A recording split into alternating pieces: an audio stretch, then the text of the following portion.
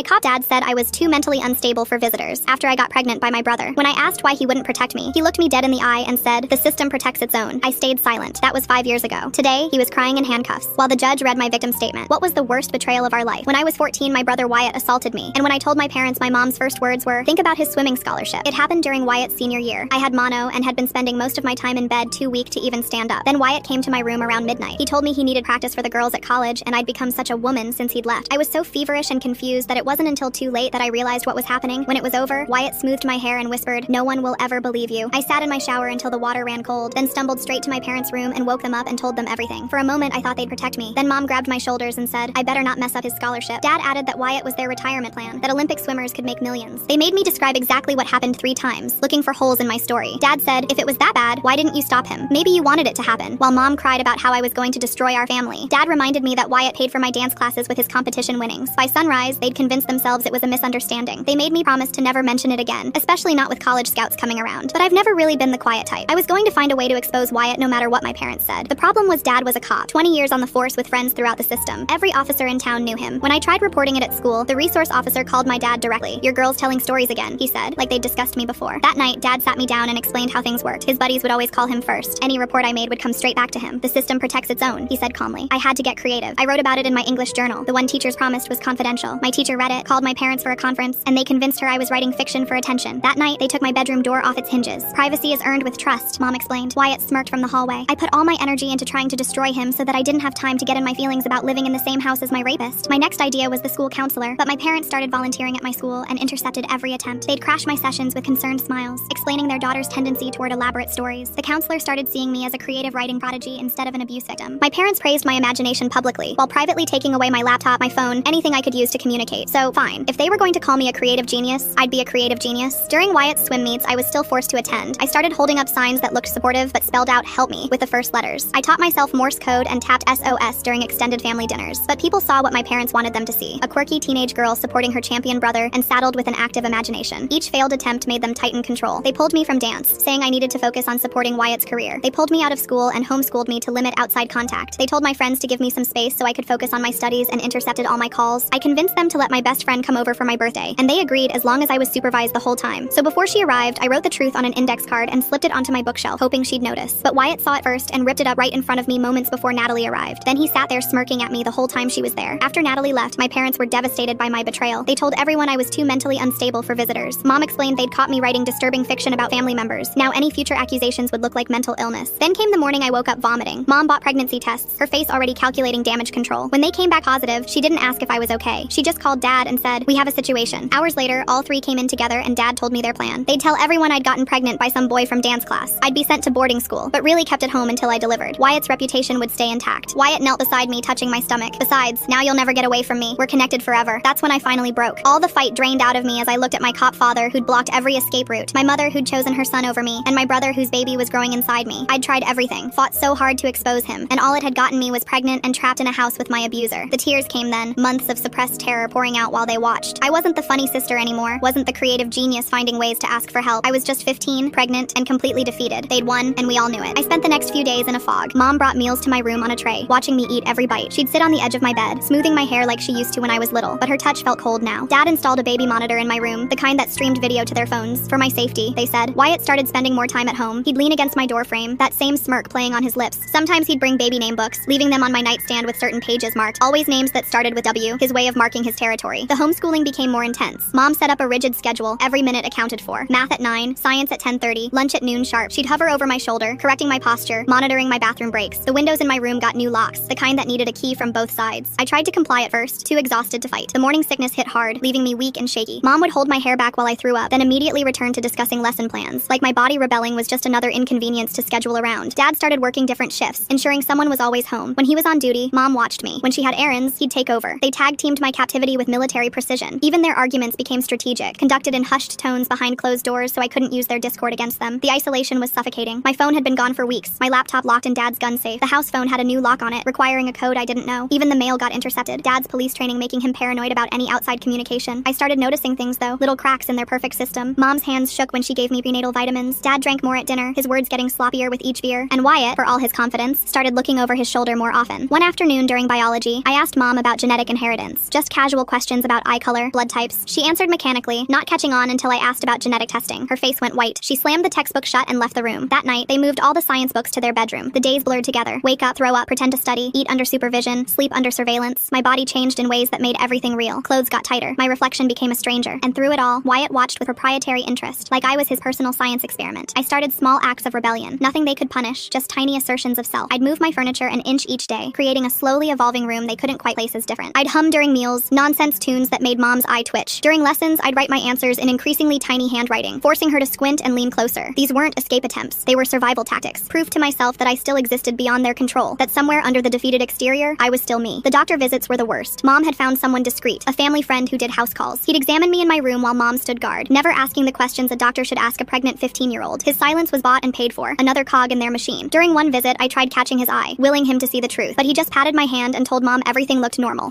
like any of this was normal. After he left, I heard him and Dad talking about his son's upcoming police academy application. Another favor traded, another escape route blocked. Wyatt got bolder as my pregnancy progressed. He'd rest his hand on my stomach during family dinners, claiming he was just excited to be an uncle. Mom would beam at his maturity, while Dad nodded approvingly. They'd crafted a narrative where Wyatt was the supportive brother, stepping up during my mistake. The boarding school story evolved with each telling. Mom practiced it on the phone with relatives, adding details about my rebellious phase and the bad influence of that dance crowd. There's something deeply calculated about how the parents immediately shifted into damage control mode when she told them, like they'd already considered this possibility. The way Mom instantly mentioned the scholarship and Dad brought up retirement plans makes me wonder if they'd noticed warning signs before, but chose to ignore them for their own benefit. She'd cry on cue, the concerned mother dealing with a wayward daughter. Dad would take over when she got too emotional, his cop authority making the lies sound like facts. I learned things about my family I'd never wanted to know, how easily they lied, how quickly they closed ranks, how little I'd mattered when weighed against Wyatt's future. Every day brought new revelations about the people I thought loved me. One evening, while Mom prepared dinner, I found myself alone in the living room. The family photos on the mantel seemed to mock me. Wyatt's swim trophies gleamed like golden lies. I picked up one of his medals, feeling its weight. Such a small thing to trade a daughter for. Dad caught me holding it. Instead of anger, he looked tired. He sat beside me on the couch, the closest we'd been in weeks without an agenda. For a moment, I thought he might crack, might remember he was supposed to protect me. Then he took the medal, polished it with his sleeve, and put it back. Your brother works hard for these, he said. That was all. The house became a stage where we all performed our roles. The concerned parents, the supportive brother, the troubled daughter. Even alone, I felt like I was being watched, judged, measured against the story they'd created. Sometimes I'd catch myself almost believing it, wondering if maybe I had misunderstood that night. Then I'd remember Wyatt's weight, his whispered threat, and the truth would crash back. Mom started buying baby things, hiding them in the guest room closet. Neutral colors, no names on anything. Preparing for a child that would exist, but never belong to me. She'd already contacted adoption agencies, private ones that didn't ask questions if the money was right. My baby would disappear like it never existed. Another secret buried under their perfect family image. I tried to feel something for the life growing inside me, tried to separate it from how it got there, but every movement reminded me of that night, of Wyatt's hands, of my parents choosing him. The baby felt like another chain, binding me to this house, this family, this lie. 3 months in, something shifted. Not in them, but in me. The defeat that had crushed me started transforming into something else. Not hope exactly, but a cold determination. They thought they'd won, thought I'd given up. They got comfortable, lazy in their vigilance. I started paying attention to their routines, really watching. Mom always showered at 7:30. Dad did his weapon maintenance on Sundays. Wyatt had swim practice every evening, recruitment calls twice a week. The house had rhythms, patterns, and patterns could be exploited. My compliance made them relax. I took my vitamins without complaint, attended my lessons with fake enthusiasm, even started knitting baby booties under Mom's supervision. She was so pleased with my acceptance that she started leaving me alone for longer periods. Still locked in, still monitored, but not constantly watched. I used those moments to explore my boundaries, testing windows, checking doors, mapping the house like a prisoner planning escape. Not to run, not yet, just to know. Information was the only power I had left, and I hoarded it like treasure. The baby monitor in my room became my first small victory. I'd noticed it had a blind spot near the closet, a tiny sliver of space where I could exist unseen. I started spending time there, just sitting, being unobserved. It wasn't much, but it was mine. Wyatt noticed my compliance too. He got cockier, started pushing boundaries, sitting too close during meals, brushing against me in hallways, whispering comments about our baby when parents weren't listening. Each violation filed away in my memory, evidence for a trial that might never come. One night I heard them arguing, real arguing, not their strategic whispers. Mom's voice cracked with strain, Dad's boomed with frustration. Wyatt had failed a substance test at a swim meet. Nothing serious, just marijuana, but enough to threaten his scholarship. The golden boy had tarnished himself. The next morning, the dynamic had shifted. Wyatt sulked at breakfast while Dad lectured about responsibility. Mom fussed over him, trying to smooth things over, but the cracks were showing. Their perfect son had proved fallible, and they didn't know how to handle it. I kept my expression neutral, eating my oatmeal like nothing had changed. Inside, though, something sparked, a tiny flame of possibility. If Wyatt could fail, if their system could crack, maybe I wasn't as trapped as I thought. The swimming scholarship became an obsession. Dad made calls to coaches, trying to minimize damage. Mom researched appeal processes, second chances. Wyatt had to attend counseling, pass regular substance tests, prove he was still worth investing in. Their attention split between controlling me and salvaging him. In those cracks, I found space to breathe, to think, to plan. Not escape, not yet, but something. The girl who'd tried everything to expose Wyatt was still in there, just buried under exhaustion and defeat. She was waking up, and she was angry. 4 months pregnant, I started writing again. Not accusations or pleas for help, just observations. Times, dates, patterns, all in my head at first, memorized like multiplication tables. tables, then in tiny print on toilet paper, hidden in that blind spot by the closet, my own evidence file, growing sheet by sheet. The family dinners became intelligence-gathering missions. I'd ask innocent questions about Wyatt's swimming, Dad's work schedule, Mom's volunteer commitments. They answered eagerly, pleased by my interest in family life, every detail stored away, building a map of their lives beyond this house. I discovered Wyatt's weakness during a particularly humid evening in May. He'd come home from practice complaining about chlorine burns, scratching at red patches on his shoulders. Mom fussed over him with aloe vera while I watched from the kitchen doorway. The pool chemicals had always bothered his skin, but lately it seemed worse. He'd started using prescription creams, keeping them in his bathroom cabinet. That information lodged itself in my brain alongside everything else I'd been collecting. 5 months pregnant now, my body heavy and unfamiliar. I moved through the house like a ghost gathering secrets. Mom had started letting me help with laundry, supervised of course, but it gave me access to pockets, receipts, ticket stubs, phone numbers scrawled on napkins. Wyatt's life outside these walls slowly took shape in my mind. The pregnancy made them careless in new ways. They saw my swollen ankles, my exhaustion, my need for frequent bathroom breaks, and mistook physical vulnerability for complete surrender. Mom started leaving me alone during her shower time, trusting the locked windows and her proximity to keep me contained. Dad stopped checking the baby monitor as obsessively, especially after his third beer. I began testing boundaries in earnest. Small things first. Moving items in Wyatt's room when he was at practice, just enough to unsettle him. His lucky goggles would migrate from his dresser to his desk. His protein powder would shift shelves. He'd storm around accusing Mom of touching his things, while she'd insist she hadn't been in there. The arguments were small victories, cracks in their united front. My old dance teacher, Mrs. Rosenberg, lived 6 blocks away. I'd memorized her address years ago, back when I'd dreamed of private lessons. From my window, I could see the route I'd need to take. 6 blocks might as well have been 600 with the locks on the doors, but knowing she was there, so close, kept that flame of possibility burning. Wyatt's substance test failure had consequences beyond the obvious. His coach mandated weekly testing, and Wyatt had to provide samples at specific times, Thursdays at 4, without fail. It meant his Thursday practices ran late, and Dad had to pick him up instead of Mom. A 2-hour window where only Mom was home, and she had her own Thursday routine. Online grocery shopping from 4:30 to 5:30, headphones on, focused on her lists. I practiced moving silently through the house. Pregnancy had changed my center of gravity, but I learned to compensate. Avoiding creaky floorboards became second nature. I mapped which doors opened quietly, which windows had the loosest locks. Not to escape, not yet, but knowledge felt like power, and I was starving for any scrap of control. The adoption paperwork appeared one morning, left casually on the kitchen counter like it was nothing. Mom wanted me to see it, to understand the plan was moving forward with or without my cooperation. Private adoption, closed records, a couple from 3 states away. My signature required, of course, but they'd find a way around that. They always did. I stared at the papers while eating breakfast, memorizing the agency's name, the contact information, every detail that might matter later. Mom watched me read, waiting for a reaction. I gave her nothing, just finished my cereal and asked about the day's history lesson. Her disappointment was palpable. She'd wanted tears, resistance, something to punish. My compliance had become a weapon neither of us acknowledged. Wyatt's behavior grew more erratic as his swimming career hung in the balance. He'd always been arrogant, but now desperation edged his actions. He spent hours on the phone with coaches, his voice switching between cocky charm and barely contained panic. The golden boy was tarnishing, and he couldn't stand it. He started visiting my room at night again, not to touch, just to stand in the doorway, watching me pretend to sleep. Sometimes he'd whisper about the baby, about names, about how his child would be a swimmer too. I'd lie still, breathing evenly, while my skin crawled. The baby monitor recorded everything, but my parents never reviewed the footage anymore. Another crack in their system. That family photo scene hits different when Dad's literally polishing trophies, while his daughter holds evidence of her assault. Talk about priorities getting a good shine right there. 6 months pregnant, I felt the baby move for the first time. A flutter, then a definite kick. The sensation froze me mid-math problem, pencil hovering over the page. Mom noticed immediately, her eyes sharp with interest. She placed her hand on my stomach without asking, waiting. When the baby kicked again, she smiled. A real smile, the kind I remembered from before. For a moment, I saw something flicker in her eyes. Doubt, regret, but then Wyatt walked in, fresh from practice, and her expression hardened. She removed her hand, returning to the lesson as if nothing had happened, but I'd seen it. A crack in her armor, tiny but real. Dad's drinking escalated. Not falling down hammered, he was too controlled for that. But the beer count increased. His words got meaner, his patience thinner. He'd rant about the swimming scouts, about college costs, about how one stupid mistake could ruin everything. He meant Wyatt's substance test, but I felt the weight of his words differently. The house felt smaller every day. My world had shrunk to these rooms, these people, this situation. But within that shrinking world, I was learning. Every pattern, every weakness, every moment of vulnerability cataloged and stored. They'd trapped me, but they'd also given me nothing to do but study them. Wyatt failed another substance test. Not marijuana this time, but Adderall. He swore it was for studying, that everyone used it, that the testing was unfair. Dad's face went purple with rage. Mom cried actual tears. The scholarship was officially in jeopardy, pending a final review. Their retirement plan was crumbling, and they were scrambling to save it. The focus shifted entirely to Wyatt. Tutors appeared to boost his grades. Dad pulled strings to get him community service opportunities. Mom drove him to volunteer at the hospital, the food bank, anywhere that would look good to the review board. They needed him to appear reformed, dedicated, worthy of a second chance. Their obsession gave me breathing room. Mom started leaving me alone for longer stretches, trusting that pregnancy and locked doors would keep me contained. She'd rush off to drive Wyatt somewhere, leaving me with worksheets and warnings about staying put, but she stopped watching the baby monitor feed, stopped checking if I'd actually completed the assignments, stopped caring about anything but saving Wyatt's future. I used every unsupervised moment to prepare. The toilet paper notes grew into a detailed record. Times, dates, patterns, weaknesses. I practiced picking the simple locks on interior doors with bobby pins, a skill learned from YouTube videos back when I'd had internet access. The bathroom lock surrendered first, then the hall closet. Small victories, but victories nonetheless. 7 months pregnant, I overheard the most important conversation of my life. Mom and Dad thought I was napping, exhausted from the morning's lessons, but I'd positioned myself in the blind spot by the closet, ear pressed to the wall. Their Their bedroom shared that wall, and sound carried better than they knew. They were discussing the adoption again, but this time with new urgency. The couple from 3 states away had gotten cold feet. Too many questions about the father, about the circumstances. The agency suggested finding a different couple, but Mom had another idea. Her sister in Oregon, Alexandra, who'd been trying to conceive for years. Keep it in the family, Mom argued. Easier to control the narrative. Dad resisted at first. Alexandra had never liked him, had called him controlling even before all this. But Mom insisted. Family was family. Alexandra would take the baby, raise it as her own, and I'd have no claim. No DNA tests, no questions, no paper trail leading back to Wyatt. It was perfect, Mom said. Foolproof. I lay in my blind spot, hand on my stomach, feeling the baby kick. Alexandra, Aunt Ailey, I'd called her as a kid. She'd sent me birthday cards every year until my parents cut contact. Said she was a bad influence, too liberal, too nosy. Now I understood why. She'd seen through Dad's facade, had probably suspected something was wrong in our perfect family. The plan solidified over the next few days. Mom reached out to Alexandra, spinning a story about teenage mistakes and family honor. I watched her practice the conversation in the mirror, perfecting her concerned mother act. Dad grumbled but went along, focused on Wyatt's upcoming review board hearing. Wyatt sensed the shift too. He got cockier again, assured that his parents would fix everything like they always did. He'd lean close during dinner, whispering about how the baby would grow up calling him Uncle Wyatt, how he'd visit Oregon, be part of its life, how I'd never escape him. Not really, but he'd miscalculated. They all had, because Alexandra agreed to take the baby, but she also insisted on meeting me first. Alone, no parents, no supervision, just aunt and niece catching up. Mom tried to refuse, but Alexandra held firm. No meeting, no deal. She'd always been stubborn like that. The negotiation went on for days. Phone calls in hushed tones, Mom pacing the kitchen, Dad offering compromises. Finally, they agreed to a supervised visit. Alexandra would come to the house, spend an hour with me while Mom waited in the next room, close enough to intervene, far enough to give the illusion of privacy. I had one chance, 1 hour to communicate years of abuse, months of captivity, a lifetime of betrayal. The toilet paper notes wouldn't work. Mom would search me first. Speaking freely was impossible with Mom listening, but I'd learned to be creative under pressure. This family had taught me that. The morning of Alexandra's visit, I prepared carefully, chose my clothes with intention, did my hair the way she'd taught me years ago. French braids, she'd called them, though we both knew they were just regular braids with a fancy name, a signal maybe, a reminder of who we'd been to each other before my parents severed ties. Mom searched my pockets, checked my shoes, even looked in my mouth like I was smuggling contraband. She found nothing because there was nothing to find. Everything I needed was already in my head, organized and ready. Alexandra arrived at 2 o'clock sharp. She looked older, grayer, but her eyes were the same, sharp, intelligent, seeing everything. She hugged Mom stiffly, then turned to me. Her face stayed neutral, but I caught the flash of horror at my appearance. 7 months pregnant at 15 had a way of shocking people. We sat in the living room, Mom hovering by the kitchen doorway, close enough to hear normal conversation, too far to catch whispers. Alexandra asked about school, about my interests, about the pregnancy. I answered carefully, each word chosen for Mom's benefit, but my hands told a different story. Sign language. Alexandra had taught me the basics during a summer visit when I was 10, just for fun, she'd said. Our secret language. Mom never knew, had been too busy fawning over Wyatt's swim meets to notice. I'd practiced in my room these past months, muscle memory returning slowly. My hands moved casually as I spoke, looking like normal gestures to Mom, but Alexandra's eyes tracked every movement, her face carefully blank as she read my real message. Help, Wyatt, RP, parents no, trapped, please. She didn't react, just kept asking bland questions about baby names and nursery colors, but her own hands started moving, subtle responses hidden in seemingly normal adjustments of her purse, her hair, her clothes. I understand, working on it, be ready. The hour passed too quickly. Alexandra stood to leave, hugging me goodbye. Her lips near my ear, she whispered 3 words too quiet for Mom to hear. Thursday, 4 o'clock. Thursday, Wyatt's substance test day, the 2-hour window. My heart hammered as I nodded, trying to look sad about her leaving. Mom walked her to the door, their voices a low murmur I couldn't make out. Then Alexandra was gone, and I was alone with my racing thoughts. Mom studied me carefully the rest of the day, looking for signs of rebellion. I gave her nothing, completing my lessons with robotic precision. At dinner, I asked polite questions about the adoption process, playing the resigned teenager accepting her fate. Dad looked pleased. Wyatt smirked. Mom relaxed incrementally. But Thursday was only 2 days away, and for the first time in months, I had hope. Wednesday crawled by with agonizing slowness. I maintained my routine, gave no sign that anything had changed, but inside, I was electric with possibility. Alexandra had understood. She was working on something. I just had to be ready. That night, I organized my toilet paper notes, condensing everything onto a single sheet. Names, dates, the most damning evidence. If I got only one chance to hand over proof, it had to count. I hid it in the one place they'd never check, inside my bra, folded small against my skin. Thursday morning arrived gray and drizzling. Mom complained about driving in the rain as she made breakfast. Dad left early for his shift. Wyatt ate quickly, anxious about his substance test. Everything normal, everything routine. I sat at the table, forcing down toast, trying not to watch the clock. 3:30 came too slowly and too fast. Wyatt grabbed his swim bag. Mom grabbed her keys. They discussed pickup times, dinner plans, normal family logistics. I stayed at the table working on a history essay about ancient Rome. Just another Thursday in my prison. 4 o'clock. The house settled into quiet. Mom retreated to her room with her laptop, headphones on, lost in grocery lists and meal planning. I waited 5 minutes, then 10, ears straining for any sound. At 4:15, I stood carefully, testing each floorboard. The bathroom first, my established routine. Mom wouldn't question that. But instead of using the toilet, I stood by the window, heart pounding. The lock had always been loose, wiggling in its frame. Mom's doing pocket checks like she's airport security while missing that her sister literally taught this kid sign language years ago. Sometimes the real escape plan was hiding in plain sight all along. I'd tested it dozens of times but never forced it. Now, I wrapped my hand in a towel and pushed. The lock held. I pushed harder. Pregnancy weight behind it. Something creaked. Another push. Desperation lending strength. The lock popped free with a sound that seemed deafening in the quiet house. I froze, listening. No footsteps. No call from Mom. Just the distant tap of her fingers on her keyboard. The window slid open. Rain immediately spattering my face. Freedom was an 8-foot drop to wet grass. Doable, maybe, if I was careful. If the baby, I couldn't think about that. Couldn't think about anything but the next few seconds. I squeezed through the the window, belly scraping the frame, hung from my fingertips for a moment, then let go. The impact jarred through my legs, but I stayed upright. No pain, no cramping, just adrenaline and rain and the shocking reality of being outside. 6 blocks to Mrs. Rosenberg's house, but that wasn't the plan anymore. A car idled at the corner, hazard lights blinking, Alexandra behind the wheel, face tense with worry. I ran toward her, rain soaking through my clothes. Behind me, still no sound from the house. Mom deep in her shopping, oblivious. I yanked open the passenger door, fell into the seat. Alexandra was already driving before I got it closed. We turned the corner, my prison disappearing from view. I was out, free. The impossibility of it made me dizzy. Alexandra drove in silence for several minutes, putting distance between us and the house. Finally, she pulled into a parking lot, turned to really look at me. Her face crumpled. She pulled me into a fierce hug, and I broke. Months of suppressed sobs poured out while she held me, murmuring reassurances. When I could breathe again, she pulled back, hands gentle on my shoulders. Her eyes were fierce with protective rage. She asked if I was hurt, if I needed a hospital. I shook my head, pulled out my folded evidence. She read it, face going pale, then furious. We had maybe 30 minutes before Mom noticed I was gone. Alexandra already had a plan. Not the police. She knew about Dad's connections. Not yet. First, we needed somewhere safe, somewhere they couldn't reach me. She'd rented a motel room 2 towns over, paid cash, fake name. We'd figure out next steps from there. The drive felt surreal. Strip malls and traffic lights, normal people living normal lives. I'd forgotten the world existed beyond those walls. Alexandra told me she'd suspected something was wrong for years. My parents' cutting contact had only confirmed it. She'd hired a private investigator, found out about the homeschooling, the isolation. When Mom called about the adoption, she'd known it was her chance. The motel was cheap but clean. 2 beds, a kitchenette, a door that locked from the inside. I stood in the middle of the room, overwhelmed by the space, the freedom to move without surveillance. Alexandra ordered pizza, the first food I'd chosen for myself in months. While we ate, she explained the next steps. She had a lawyer friend who specialized in family law, someone Dad's connections couldn't reach. We'd file for emergency custody, get a restraining order. The pregnancy complicated things, but the evidence helped. Wyatt's DNA would prove everything. My phone had been gone for so long, I'd forgotten the comfort of connection. Alexandra let me use hers to check social media, see what had happened to my world. My friends had moved on, living their teenage lives. Natalie had a boyfriend now. My dance team had won regionals. Life had continued without me. Around 6, Alexandra's phone rang. Mom's number. We let it go to voicemail. Then Dad's number. Then unknown numbers that were probably Dad's cop friends. Each unanswered call felt like a small rebellion. They'd lost control, and they knew it. The text started next. Threats disguised as concern. I was confused, mentally unstable, endangering the baby. They'd report Alexandra for kidnapping. Dad's friends were already looking. I needed to come home immediately for my own safety. The escalation was predictable, but seeing it in writing made it real. Alexandra documented everything. Screenshots, saved voicemails, a growing file of evidence. Her lawyer friend was already working on paperwork. By morning, we'd have legal protection. For the first time in months, I went to bed feeling safe, but safety was temporary. I woke to pounding on the door, Dad's voice demanding entry. The motel manager had sold us out, probably for less than it cost to fill his gas tank. Alexandra was already up, phone in hand, recording everything. She told Dad through the door that she was calling 911, not his friends, but actual emergency services. He'd have to explain why he was harassing a pregnant minor who'd fled abuse. The pounding stopped, whispered conversation outside, then footsteps retreating. We watched through the peephole as Dad and 2 uniformed officers got into their cars and left. They'd be back, but the threat of real scrutiny had worked. For now, we couldn't stay at the motel. Alexandra had a backup plan, because of course she did. A friend with a cabin an hour away, off the grid enough to buy us time. We packed quickly, checking out before dawn. The roads were empty, darkness hiding our escape. The cabin sat nestled in trees, small but secure. No neighbors, no easy access. Cell service was spotty, but that worked in our favor. Harder for them to track us. Alexandra's friend had stocked it with supplies, baby items included. They'd been planning this rescue for longer than I'd realized. That first full day of freedom felt endless. No schedule, no surveillance, no fear. I slept when tired, ate when hungry, walked outside whenever I wanted. My body, so used to confinement, didn't know how to process the space. I kept checking over my shoulder, expecting to see Wyatt's smirk or Mom's disappointed face. Alexandra's lawyer friend turned out to be Theo, a soft-spoken man with sharp eyes and a briefcase full of legal weapons. He took my statement with gentle professionalism, asking hard questions without judgment. The evidence was compelling, he said. The pregnancy was proof. Wyatt's DNA would seal it. But first, we needed to ensure my safety through legal channels. Emergency custody petition, restraining orders, medical documentation. The system Dad had used to trap me could also protect me, if we played it right. Theo had connections too. Judges who wouldn't be swayed by small-town police loyalty. The legal machinery moved faster than expected. Within 48 hours, we had temporary orders. My parents couldn't come within 500 feet. Alexandra had emergency custody. The court-mandated medical care, including prenatal services. I was still trapped by circumstances, but the cage had gotten bigger. The first doctor's appointment revealed what I'd suspected. The baby was healthy, developing normally despite everything. 7.5 months along, due in 8 weeks. The ultrasound showed a girl, Wyatt's daughter, my daughter. The complexity of that truth sat heavy in the quiet room. Alexandra held my hand through every test, every question. The doctor was kind but thorough, documenting injuries I'd forgotten about, bruises that had faded, scars that hadn't, evidence of trauma beyond the obvious. Each note in my file was another brick in the wall Theo was building around me. We established routines in our cabin refuge, morning walks, afternoon naps, evening calls with Theo. I started journaling properly, not on toilet paper but in a real notebook, pouring out months of suppressed thoughts, fears, plans. The words flowed like water from a broken dam. Mom tried reaching out through other relatives, painting herself as the concerned mother of a troubled teen. Most saw through it, but some wavered. Mental illness was easier to believe than the ugly truth. Alexandra fielded the calls with steel in her voice, protecting my peace. 2 weeks into freedom, Wyatt made his move. Not directly. He was too smart for that. But suddenly, social media filled with old photos. Him and me at swim meets, family vacations, birthday parties, captions about missing his best friend's sister, hoping I'd get the help I needed, playing victim to an audience who didn't know better. The comments ranged from supportive to suspicious. Some praised him for caring about his troubled sister. Others noted the timing timing, the performance of it all. A few brave souls asked pointed questions about the pregnancy, about why I'd really left. Those comments disappeared quickly, but not before Alexandra screenshotted them. Theo used Wyatt's public display against him, filed it as evidence of harassment, violation of the restraining order's spirit, if not its letter. The judge agreed. Wyatt was ordered to remove all posts referencing me, to cease any public discussion of the situation. His first legal loss, and it stung. The Swimming Scholarship Review Board made their decision. Wyatt was out. Too many failed tests. Too much controversy. His Olympic dreams evaporated overnight. Dad's retirement plan crumbled. Mom's golden boy was just another washed-up high school athlete. The family's sacrifice of me had been for nothing. The news reached us through Theo's contacts. I waited to feel vindicated, but mostly I felt empty. They'd destroyed so much for so little. Traded their daughter for a dream that dissolved at the first real test. The waste of it all made me tired. 3 weeks of freedom. The cabin felt less like hiding and more like healing. I learned to cook simple meals, to trust my own choices. Alexandra taught me breathing exercises for labor, helped me prepare for what came next. The adoption question loomed, but she never pushed. My choice, she said. Always my choice. Then came the letter. Not from my parents, but from Natalie. Forwarded through Theo's office. Her handwriting shaky with emotion. She'd figured it out, she wrote. The birthday visit, my disappearance, the pregnancy timeline. Mom's shopping online while her daughter literally breaks out through a window. That timing feels awfully convenient. Like maybe she knew, but chose not to know. Watching someone physically escape after months of being trapped makes me wonder what finally made today different from all the other days she could have tried. She was sorry she hadn't seen it sooner. Sorry she'd believed their lies. Sorry for everything. I cried reading her words. My best friend, lost to their manipulation, finding her way back to truth. She wanted to help, to testify if needed. Her parents supported me too. The wall of silence my family built was cracking. Truth seeping through the gaps. More letters followed. Teachers who'd been suspicious but silenced. Neighbors who'd noticed the isolation. Coach Chen, devastated that she'd missed the signs. Each letter was validation. Proof that I hadn't imagined the wrongness of it all. People had seen, had wondered, had been deflected by my parents' careful performance. The custody hearing approached like a storm on the horizon. Theo prepared me carefully. What to wear, how to speak, which details mattered most. The judge would decide if Alexandra's emergency custody became permanent, if the restraining orders held, if I'd stay free or be forced back into their control. My parents hired expensive lawyers, played every card. I was mentally unstable, they claimed. The pregnancy had caused delusions. Alexandra had manipulated a vulnerable child. Dad's record was spotless. Mom's reputation sterling. Pillars of the community. Concerned parents facing a troubled teen's false accusations. But Theo had done his homework, found other girls who'd complained about Wyatt in middle school, complaints that disappeared after Dad's intervention, discovered Mom's prescription anxiety medication, the wine bottles hidden in the garage, uncovered the paper trail of control, isolation, manipulation. The hearing lasted 3 days. I testified via closed circuit, too pregnant to face them directly. Spoke my truth into a camera while a judge listened. Every detail, every violation, every failed escape attempt, the toilet paper notes submitted as evidence, the adoption papers with their forged signatures, the truth finally on record. Wyatt testified too, all wounded innocence and brotherly concern, but Theo's cross-examination was surgical. Why had he been in my room that night? Why did the pregnancy timeline match so precisely? Would he submit to a paternity test? His lawyers objected, but the damage was done. His smirk slipped, revealing the predator beneath. Mom broke on the stand, started strong with her prepared story, but crumbled under questions about the locked windows, the removed door, the baby monitor. Her hands shook like they had when giving me vitamins. Dad tried to steady her with looks, but she was beyond his control now. The truth spilled out in broken sentences, half admissions, redirected blame. Dad stayed solid, 20 years of testifying experience serving him well, but even he couldn't explain away the evidence. The calls to fellow officers, the intercepted reports, the systematic isolation, his professional network used to trap his daughter. The judge's face grew stonier with each revelation. On day 3, the judge ruled. Alexandra retained full custody. Restraining orders permanent. Criminal investigation recommended. My parents' faces went white as their lawyer whispered about potential charges. Wyatt slumped in his chair, finally understanding that consequences existed even for golden boys. We left through a side door, avoiding the small crowd of reporters Theo had strategically alerted. The story would break wide now, their reputation shattered beyond repair. Dad's career over, Mom's social standing destroyed, Wyatt's future evaporated. They'd sacrificed everything for him, and lost it all anyway. Back at the cabin, I felt the baby drop lower, pressure increasing. 8 months pregnant, 2 weeks from due date. Free but still carrying my rapist's child. The complexity of victory mixed with impending birth, joy, and terror in equal measure. Alexandra made tea while I processed the magnitude of what had just happened. That night, I made my decision about the baby. Not adoption, not to strangers, or even Alexandra. I would keep her, raise her, love her despite her origins. She was innocent in all this, deserving of a chance. My parents had taught me what not to do. I'd figure out the rest. The contractions started a week later, 2 in the morning, rain pattering against windows. Alexandra drove carefully to the hospital, the same calm efficiency she'd shown throughout this ordeal. I was admitted under my own name. No lies necessary anymore. The nurses were kind, the room private. Everything my parents would have denied me. Labor lasted 14 hours. Alexandra never left my side, coaching me through each wave of pain. I thought about Mom, wondered if she'd held my hand like this when I was born, before Wyatt, before the swimming, before choosing him over me. The sadness mixed with physical pain, tears for what should have been. She arrived at 4:47 p.m., screaming and perfect. 6 pounds, 3 ounces of possibility. The nurse placed her on my chest, and I felt the world shift. This tiny person, created from violence but born into love. I named her Hope because that's what she represented. Hope for healing, for a future beyond trauma. Alexandra cried when she held her grandniece for the first time, whispered promises of protection, of the family we'd build ourselves. The family I'd chosen, not the one I'd been born into. It wasn't traditional, but it was real. Theo visited the next day with paperwork. Birth certificate listing father as unknown. My choice to make when Hope was older. Custody documents ensuring my parents could never claim her. Protection orders extending to her tiny life. Legal armor against the people who should have been her grandparents. We stayed in the hospital for 2 days, learning to breastfeed, to swaddle, to exist as mother and daughter. No one questioned my age anymore. anymore. Teen motherhood was common enough, and my story was written in public record now. The nurses treated me with respect, not judgment. Small kindness that meant everything. The cabin welcomed us back with Alexandra's preparations. A bassinet by my bed, diapers stocked, tiny clothes washed and folded. She'd thought of everything while I'd been laboring, creating the nest my own mother should have built. Love in action, not just words. Those first weeks blurred together, feeding, changing, sleeping in fragments. Hope was an easy baby, as if understanding she needed to be. Alexandra took night shifts so I could rest, building strength for whatever came next. We developed rhythms, routines that felt nothing like the rigid schedule of captivity. Letters arrived from Natalie, from Mrs. Rosenberg, from others who'd learned the truth, support and love, offers of help, a community forming around us, filling the void my family had created. I wasn't alone anymore, had never been really, just isolated by those who should have protected me. The criminal investigation moved forward slowly. Wyatt was arrested, released on bail that drained my parents' savings. Dad's pension was frozen pending investigation. Mom sold her jewelry, then the house, trying to pay lawyers. Their empire crumbling as surely as mine had been built. I didn't follow the details closely, had no energy for their downfall beyond ensuring our safety. Hope needed me present, not lost in revenge fantasies. Every milestone she hit was a victory they'd tried to steal. First smile, first laugh, first time she gripped my finger with surprising strength. 3 months passed in our cabin sanctuary. Winter arrived early, snow blanketing our hidden refuge. I turned 16 quietly, Alexandra making a cake while Hope napped. No party, no friends, just us. But it felt like more than all the birthdays before combined. I was free to eat cake, to make wishes, to hope they'd come true. The trial date was set for spring. Theo warned it would be brutal, their lawyers fighting dirty. But the evidence was overwhelming now. Other victims had come forward, emboldened by my story. Wyatt's pattern revealed itself in hindsight. The golden boy had been tarnished long before that failed substance test. I focused on hope, on healing, on building the life they'd tried to steal. Started online classes to finish high school. Researched colleges that supported young mothers. Made plans that extended beyond mere survival. The future, once impossible to imagine, spread before us with possibility. Alexandra never asked how long we'd stay. The cabin was ours as long as needed. But I knew eventually we'd leave, find our own space in the world. For now, though, the trees and silence felt like medicine. Hope grew stronger. I grew stronger. We grew stronger together. Some nights I dreamed about them. Not nightmares anymore, just sad dreams of what might have been. A father who protected instead of controlled. A mother who chose her daughter over her son. A brother who saw a sister, not prey. But morning always came, and with it, Hope's hungry cries. Reality was better than dreams now. The investigation uncovered more than anyone expected. Dad's network of favors and cover-ups extended beyond just me. Other families silenced, other crimes buried. The system protecting its own until someone broke ranks. My escape had started an avalanche. Truth cascading down to bury their carefully constructed lies. Wyatt's other victims testified before the grand jury. Girls from swim team, from school, from parties where parents thought their daughters were safe. His pattern clear in retrospect. The golden boy who took what he wanted, protected by parents who refused to see. I wasn't special, just the one he had easiest access to. Mom sent one last letter through her lawyer. Not an apology, but an explanation. How she'd been raised to value sons over daughters. How Dad had convinced her I was troubled long before that night. How Wyatt was her chance to matter, to be more than just a cop's wife. How sorry she was that I couldn't understand. I burned it in Alexandra's fireplace, watching her excuses turn to ash. Understanding and forgiving were different things. Mom's letter trying to explain why she picked her son over her daughter gets the fire treatment it deserves. Some excuses are better off as smoke signals than saved messages. I understood now, but forgiveness would take longer, maybe forever. Hope deserved a mother who protected her own heart too. The trial began on a Tuesday in April. I testified via video again, Hope sleeping in my arms. Spoke my truth clearly, without shame. The defense tried their tactics, but I was different now, stronger. A mother who'd survived, not a child who could be silenced. My voice steady as I recounted every detail they'd tried to bury. The prosecutor's questions continued for another hour, methodical and thorough. I held Hope against my chest, feeling her tiny heartbeat as I described the locked windows, the removed door, the baby monitor that recorded my captivity. The defense attorney objected repeatedly, but the judge overruled most attempts. My evidence spoke louder than their protests. When my testimony ended, I closed the laptop and focused on Hope's needs. Alexandra had prepared bottles, knowing the stress might affect my milk supply. We settled into the cabin's quiet routine while the trial continued without us. Theo called each evening with updates, his voice carefully neutral as he described the proceedings. The prosecution's case built steadily. Other girls testified about Wyatt's behavior at swim meets, how he'd corner them in empty locker rooms. Their parents had complained to coaches, but Dad's influence had buried every report. One girl's mother broke down describing how her daughter had quit swimming entirely, too scared to be near the pool where Wyatt trained. Mrs. Rosenberg took the stand on day 4. She testified about my sudden withdrawal from dance, the way my parents had cut off all contact. She'd tried reaching out, worried about her star student's disappearance, but Mom had threatened harassment charges if she persisted. The dance teacher's testimony painted a picture of systematic isolation that even the defense couldn't dispute. Natalie's testimony hit hardest. She described our friendship, the birthday visit where I'd tried desperately to communicate. She'd found the index card later, tucked behind other books on the shelf. Wyatt must have missed a piece when he tore it up. She'd kept it, not understanding its significance until my disappearance made everything clear. The prosecutor entered the torn fragment into evidence, my handwriting spelling out "he hurt me" in shaky letters. The defense's case relied on character witnesses and doubt. Swim coaches praised Wyatt's dedication, carefully avoiding mention of complaints they'd ignored. Church friends testified about my parents' devotion, their concern for their troubled daughter. But cross-examination revealed gaps in their knowledge, assumptions based on carefully crafted lies. Dad's former partner testified for the defense, describing him as an exemplary officer. But under cross-examination, he admitted to fielding calls about me, passing reports directly to Dad instead of following protocol. His attempt to frame this as professional courtesy backfired when the prosecutor pointed out the violation of department policy. Week 2 brought forensic evidence. The prosecutor had subpoenaed medical records, piecing together a timeline of isolation. No doctor visits for over a year except the discreet house calls. No dental appointments. No vision checks. A teenager effectively erased from all systems that might have noticed unnoticed abuse. The jury took notes as expert witnesses explained how unusual this pattern was. Wyatt's DNA test results were presented with clinical precision. The prosecutor didn't need to elaborate. The numbers spoke for themselves. Hope's parentage was undeniable, the timeline irrefutable. Wyatt's attorney tried to suggest consent, but the judge shut down that line quickly. The age difference and family relationship made consent impossible under state law. My parents' financial records revealed the depth of their commitment to protecting Wyatt. Private tutors paid in cash, swimming coaches given generous bonuses, a college consultant hired to manage his image after the substance test failures. Every dollar spent on him while I'd been locked away, pregnant with his child. The adoption agency testified about the arrangement Mom had tried to make. Closed adoption, no questions asked, premium fees for discretion. The agency director seemed uncomfortable on the stand, admitting they'd had concerns about the circumstances, but the money had been persuasive. Their testimony added another layer to the pattern of cover-up. Alexandra testified on day 10, her voice steady as she described finding me at the cabin. She detailed my physical condition, malnourished despite pregnancy, bruises on my arms from restraint, the way I'd flinched at sudden movements. She documented everything with photos, each image projected for the jury to see. I stayed at the cabin during her testimony, unable to watch my trauma displayed so clinically. The defense tried to paint Alexandra as a bitter relative who'd kidnapped a confused teenager, but her preparation showed. She had receipts for the private investigator, recordings of Mom's calls about the adoption, documentation of every step she'd taken to save me. Her testimony revealed months of planning, watching from afar as my situation deteriorated. Theo presented the custody case records next. The family court judge's ruling was read aloud, each finding of fact another nail in my parents' defense. The systematic isolation, the locks on windows, the removal of communication devices, all documented in legal proceedings they couldn't refute. The criminal trial jury heard how another judge had already found the evidence credible. Character witnesses for the prosecution included teachers who'd noticed changes in me before I disappeared from school. My English teacher brought her journal from that year, showing the entry I'd written about abuse. She'd been required to report it, had followed protocol, but somehow the report had vanished from official channels. Dad's interference was obvious, even if hard to prove directly. The Swimming Association representative testified about Wyatt's substance test failures and behavioral complaints. They'd kept him on the team despite multiple violations because of his talent and Dad's pressure. The representative seemed relieved to finally tell the truth, describing a pattern of special treatment that had enabled worse behaviors. Mom's sister from California flew in to testify. She described family gatherings where she'd noticed my isolation, Wyatt's inappropriate attention toward me. She'd tried talking to Mom, suggesting therapy for the family dynamics, but had been cut off completely. Her testimony revealed that multiple family members had sensed something wrong but been silenced. The prosecution's closing argument took 2 hours. The prosecutor walked through each piece of evidence methodically, building a picture of systematic abuse and cover-up. She emphasized the power dynamics: a cop father who controlled local systems, a mother who chose her son over her daughter, a brother who knew he was protected. The jury listened intently as she connected every dot. The defense's closing tried to create reasonable doubt. They painted me as a troubled teen who'd made up stories for attention, seduced her brother, then fled when faced with consequences. But their narrative had too many holes. Why the locks? Why the isolation? Why the documented injuries? Their attempt to victim blame fell flat against the mountain of evidence. The jury deliberated for 3 days. I spent them caring for Hope, trying not to think about the 12 strangers deciding whether my truth would be validated. Alexandra kept us busy with walks in the woods, teaching me to identify winter birds, anything to pass the time. Theo promised to call the moment a verdict came in. The call came Thursday afternoon, guilty on all counts. I sat down hard, Hope sleeping in my arms, as Theo listed the convictions: aggravated sexual assault, false imprisonment, child endangerment, conspiracy. The jury had believed me, had seen through my family's lies, justice through the system I thought would never protect me. Sentencing was set for the following month. Theo warned that Wyatt faced serious prison time, potentially decades. Dad's charges were still pending, but his career was over regardless. Mom faced her own criminal trial for conspiracy and child endangerment. The family that had sacrificed everything to protect Wyatt would be separated by prison walls. I didn't attend the sentencing. Theo reported back, 25 years for Wyatt, eligible for parole in 15. He'd cried as the judge read the sentence, finally understanding that consequences had caught up. Dad got 10 years for conspiracy and official misconduct. Mom received 5 years with possibility of probation after 2. Their perfect family scattered to different prisons. The house sold at auction to pay legal fees. Dad's pension went to victim restitution. Mom's jewelry and Wyatt's swimming trophies brought barely enough to cover their commissary accounts. Everything they'd built while keeping me prisoner turned to dust. The Golden Boy's medals tarnished in evidence lockers. Letters came from prison eventually. Dad's full of justification, blaming everyone but himself. Mom's dripping with self-pity, asking why I destroyed the family. Wyatt's the worst. Graphic threats about what he'd do when released. Alexandra filed them all as evidence for future restraining orders. Even behind bars, they couldn't stop trying to control me. But other letters came too. Girls Wyatt had hurt, thanking me for being brave enough to speak up. Parents who'd suspected but been silenced, apologizing for not pushing harder. Coach Chen offering free dance lessons when I was ready. A community of support building where my family had created only isolation. Hope grew stronger every day. At 6 months, she rolled over for the first time, laughing at her own accomplishment. The house selling at auction to pay legal fees is peak karma. Wyatt's swimming trophies basically became garage sale items, while Hope's out here rolling over and living her best baby life. 7 months brought crawling, her determination reminding me of my own. By 8 months, she pulled herself up on furniture, ready to walk toward whatever future we'd build together. I finished high school online, graduating with honors despite everything. College applications went out with essays about resilience and survival. Several schools offered full scholarships for young mothers, understanding that my circumstances hadn't defined my potential. Education became my path forward. The future my parents had tried to steal, slowly taking shape. Alexandra found us a small apartment near the State University. 2 bedrooms, ground floor, a tiny yard where Hope could play. We moved on her first birthday, marking new beginnings with chocolate cake and wobbly first steps. The cabin had been sanctuary, but it was time to rejoin the world. Therapy helped process the trauma. Individual sessions for me, eventually group therapy with other survivors. Learning that hypervigilance was normal, that trust would take time to rebuild. Hope attended daycare at the university university while I took classes, both of us slowly learning to exist in spaces without locks. The criminal cases made local news, but I avoided reading coverage. Theo handled any necessary legal matters, shielding me from ongoing proceedings. Appeals were filed and denied. Prison sentences began. The system that had failed me initially finally worked, grinding slowly but inevitably toward justice. 2 years passed. Hope learned to talk, calling Alexandra Gamma and me Mama with equal delight. I majored in social work, determined to help other trapped children. Internships at family crisis centers showed me how many stories echoed mine. The system needed people who understood from inside. Wyatt's first parole hearing was denied. He'd been disciplined multiple times for harassment, sending letters to other inmates about me. His lack of remorse was noted in the official record. Another decade before he could try again. Dad lost his first appeal. Mom served her minimum sentence but struggled to find housing with her record. I graduated summa fluid laude, Hope toddling across the stage during the ceremony. Job offers came from multiple agencies, all wanting someone who understood family trauma intimately. I chose a position with the state's Child Protective Services, full circle from the system that had failed me. The work was hard but meaningful. Home visits where I recognized the signs others might miss. Court testimony where my experience gave weight to observations. Saving children from what I'd endured, one case at a time. Hope grew up understanding that some families hurt instead of protect, but love could be chosen and created. 5 years after escape, I bought a small house with a good school district. Hope started kindergarten, bright and confident despite her origins. Alexandra lived nearby, still our fiercest protector. We'd built the family my parents had destroyed. Chosen, supportive, real. Mom wrote one final letter after her release. She was living in a halfway house, working minimum wage, alone. She wanted to meet Hope, claimed grandmother's rights. Theo shut it down quickly. Her parental rights had been terminated with her conviction. She had no claim on the granddaughter she'd tried to sell. Hope asked about her father when she turned 7. I told her age-appropriate truth. He was someone who'd hurt me, who couldn't be part of our lives. She accepted it with the wisdom children sometimes show, more interested in her upcoming dance recital. Mrs. Rosenberg had kept her promise, teaching Hope the joy of movement I'd almost lost. The anniversaries got easier. Each October marked another year of freedom, of choices, of life beyond locked windows. Hope's birthdays celebrated not just her existence but our survival. We'd both been born from trauma into something better. My work expanded to policy advocacy, testifying before state committees about mandatory reporting failures, training police departments about family violence dynamics, writing procedures that might catch what everyone missed with me. Systemic change, one policy at a time. Hope thrived despite everything. Honor roll, dance team, a circle of friends whose parents knew our history but judged us by our present. She grew up fierce and protected, understanding that strength came from surviving and choosing to help others do the same. 10 years out, I earned my master's degree in clinical social work, opened a private practice specializing in trauma recovery, supervised interns who reminded me of myself, survivors determined to transform pain into purpose, the cycle of healing expanding outward. Wyatt died in prison during his 11th year, a fight with another inmate, details unclear. I felt nothing when Theo called with the news. Hope was at soccer practice, Alexandra making dinner, life continuing without pause for the man who'd tried to destroy us. His death changed nothing. We'd already built our lives without him. Dad served 8 years before a heart attack held him in the prison yard. Mom attended his funeral alone, their old friends having long abandoned them. She sent one last letter afterward, finally attempting an apology. Too little, too late. I filed it unopened with all the others. At 15, Hope was nothing like I'd been. Confident where I'd been desperate, protected where I'd been trapped, loved where I'd been betrayed. She knew her story's beginning, but focused on writing her own chapters. College prep classes, volunteer work at the crisis center, plans for law school. Justice in her blood, but not defining her. Alexandra aged gracefully, her fierce protection mellowing into proud support. She walked me down the aisle when I married Theo's law partner, a gentle man who understood survival. Hope as my maid of honor, our chosen family filling the seats. No blood relatives needed. 20 years from that October escape, I stood before a conference of social workers. Keynote speaker on recognizing family violence. PowerPoint slides clinical and detached, but my voice carried the weight of lived experience. In the audience, Hope watched her mother transform trauma into teaching. Full circle from the girl who'd tapped SOS at family dinners. The speech ended with statistics about survival rates, intervention strategies, hope for change. But I thought about that 15-year-old girl, pregnant and defeated, who'd found strength in her blind spot by the closet, who'd written evidence on toilet paper and learned sign language to save herself, who'd jumped from a bathroom window into rain and freedom. My story became teaching tool, case study, proof that survival was possible. But mostly it was just mine. A girl who'd refused to be silenced, who'd built a life from ashes, who'd chosen love over legacy. Hope shifted in her seat, checking her phone, typical teenager impatient with her mother's work. The greatest victory of all, her ordinary life, unburdened by my extraordinary story. The conference ended with usual networking, business cards exchanged, promises to collaborate. Hope drove us home, newly licensed and careful with her precious cargo. Alexandra waited with dinner, our weekly tradition unbroken. 3 generations of chosen family, proof that love could be built rather than inherited. That night, I tucked away the conference materials and helped Hope with calculus homework. Normal life, hard-won and deeply cherished. The locks on our doors opened from inside, the windows clear and unbarred. Freedom so ordinary we barely noticed it anymore. The greatest triumph of all, a life where trauma was history, not destiny. Thanks for letting me poke at all those interesting details with you today. Definitely gave me a lot to think about. Until we bump into each other again somewhere, like the video. It helps more than you think.